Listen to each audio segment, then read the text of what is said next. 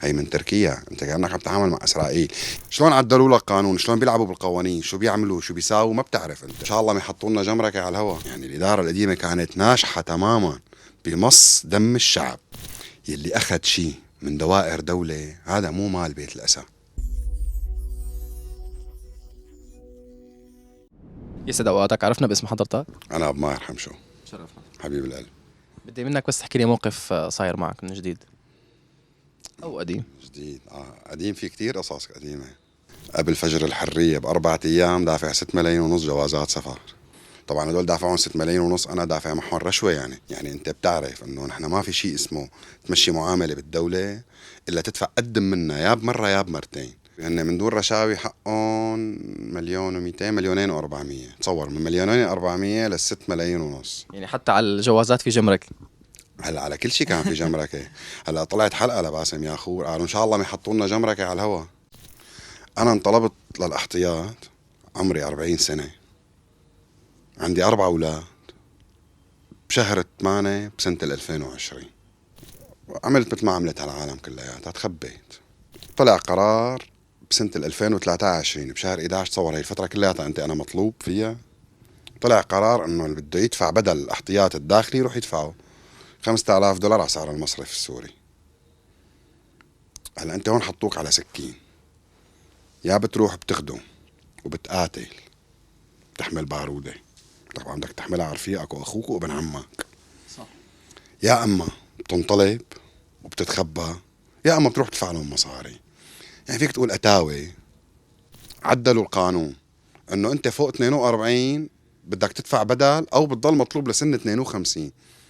شلون عدلوا لك قانون، شلون بيلعبوا بالقوانين، شو بيعملوا، شو بيساووا، ما بتعرف انت بس عليك انت تنفذ، يا تنفذ يا تنطلب يا تنسجن يا تنقتل. ايه والحمد لله دفعته انا، يا ريتني ما دفعته. يعني دفعت انت البدل. دفعت 60,600,000 بالبنك. طبعا انت عم تضحك بس انا زعلان عليهم الله المصاري. يعوض عليك. ايه دفعتهم قبل فجر الحرية بشي 3 4 أشهر. الله يعوضك يا رب. يمكن انت كان معك تدفع بس غيرك يمكن ما كان يكون معه. هلا سواء كان معك تدفع او ما كان معك تدفع، بدي اسالك سؤال صديقي.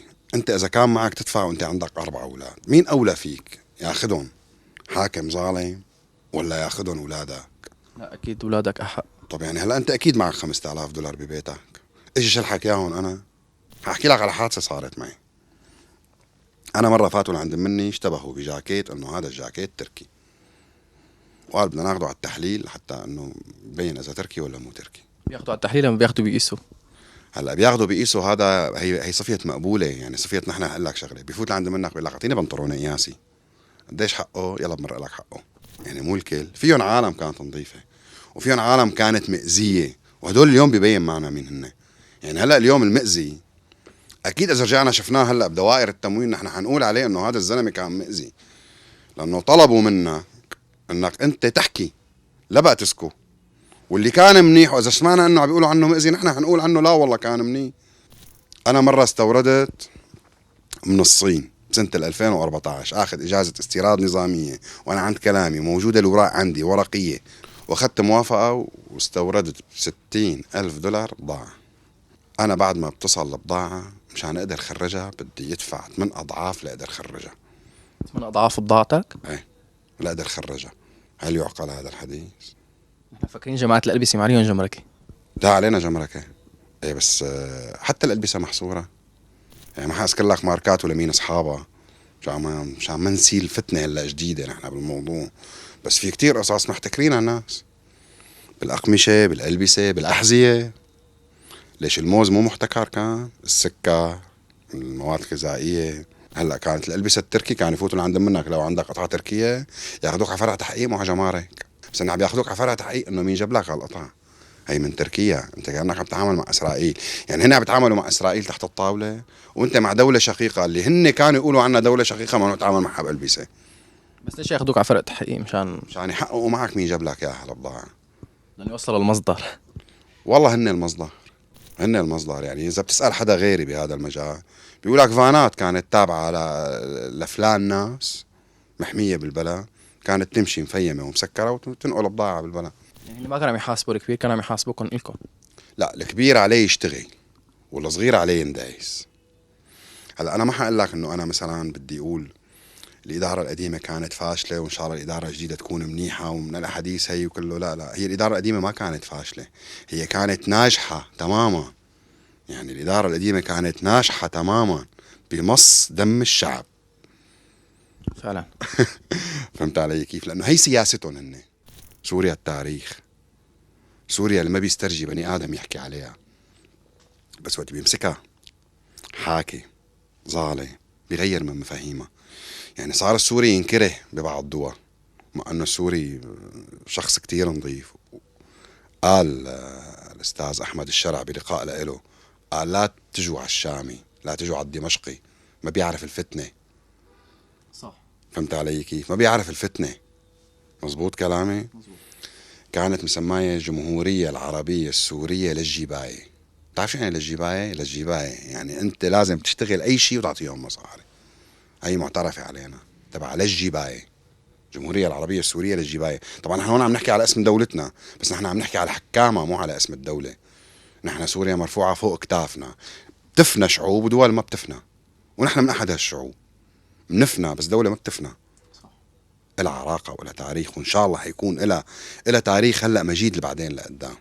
وقت اللي بيشحطوا الزلمة من بيته، العسكري الإلزامي، قرار حلو كان بجنن بطير العقل. وقت اللي قالوا العساكر الإلزامية هدول نحن عفينا عنهم، ما فكروا لأنه هن شايفين وعيانين وفهمانين.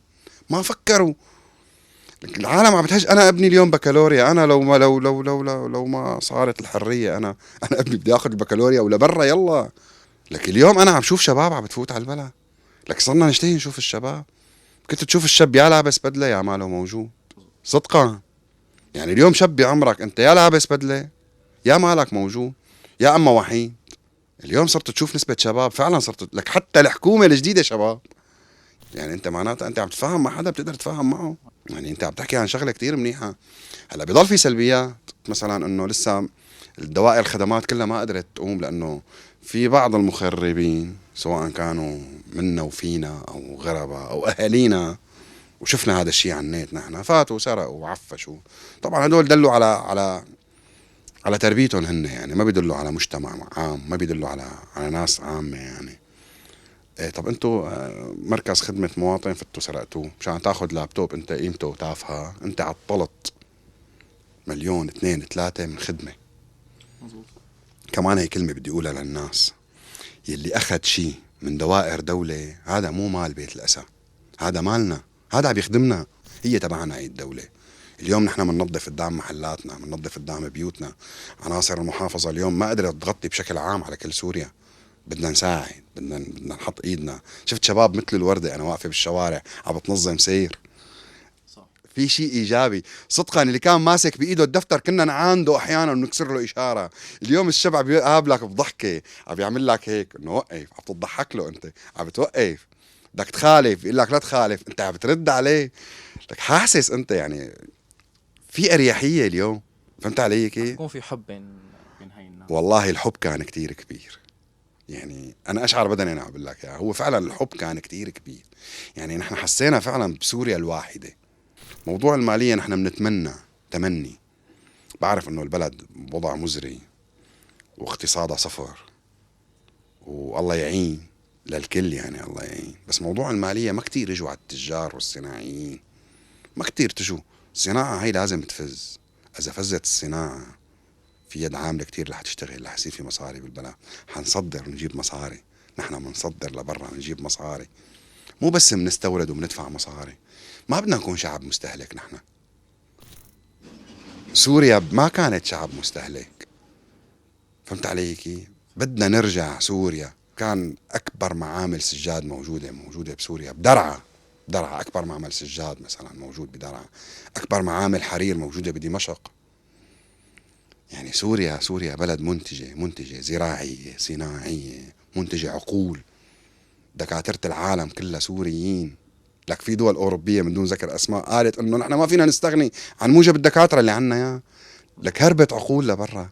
لك هدول بيأسسوا البلد. أنا واحد عم يحكي لي قصة من يومين، قال واحد سوري مدري بأني دولة، قال طلع عنده شركة طيران، إنه تفاجأنا، قال بكرة بيجيبها وبيجي لعنا. لك إيه إن شاء الله. لك منحب نحن. لك هي سوريا. سوريتنا. بدي اسالك سؤال بس، شو الشيء اللي بتتمناه لقدام يصير؟ يعني شو الشيء هيك اللي بقلبك اللي بتتمناه انه يصير او بتتمنى انك تشوفه؟ كتير شغلات، مو اني انا طموح او شيء. اول شيء بتمنى الامن والامان. اول شيء يعني في موضوع السرقات هذا عم بيطلع، كونه في كتير مساجين هربت من السجون، هيدول فلتوا بالشوارع. يعني انا بتمنى انه يكون في حذر عليهم هدول، كونه ما عاد صفي داتا هلا. يعني انا سياره انسرقت من شارع الحمراء من 3 ايام، بتمنى نحط ايدنا بايد بعض. بتمنى اذا حدا شاف شيء غلط يقوله لو على مين ما كان.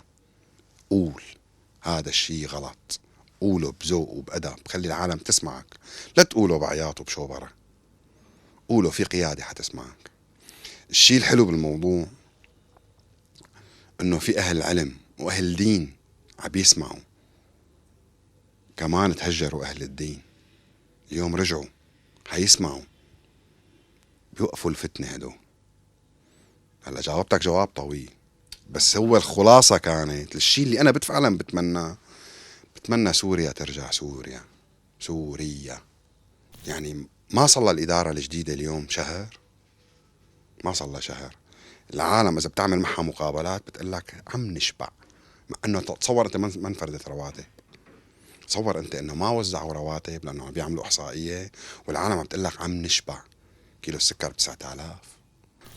موضوع الشغب إن شاء الله من الأعمال الفردية نحن ما بنحبها أبدا. أنا عم بحكي على الشام خص نص، على العاصمة اللي هي واجهة لكل سوريا. موضوع الشغب لازم يكون الكل داير باله منه، ما حدا يحكي كلمة ما له متأكد منها، لا حدا يشوف شي غلط ويسكت عنه، الكل حط ايده بايد بعض. انا هاي الشغلة بتمناها من كل قلبي، وبتمنى من القيادة تدير بالها على هالشعب المظلوم يلي صلوا بالقهر سنين. في منه اللي قدران يحكي، وفي منه اللي مو قدران يحكي. بس ان شاء الله القادم احلى ان شاء الله. لا جد ان شاء الله. في مسلسل اسمه بكرة احلى، نحن بدنا بكرة وبعد بكرة واللي بعده، ان شاء الله ما بدنا بس بكرة. الله يخلي لي اياك. الله كلك يكرمك يا ذوق. رب. آمين. لك خلي لي الضبط إياك. يا رب. الله يسلمك. خلي لي شكراً إياك. كثير.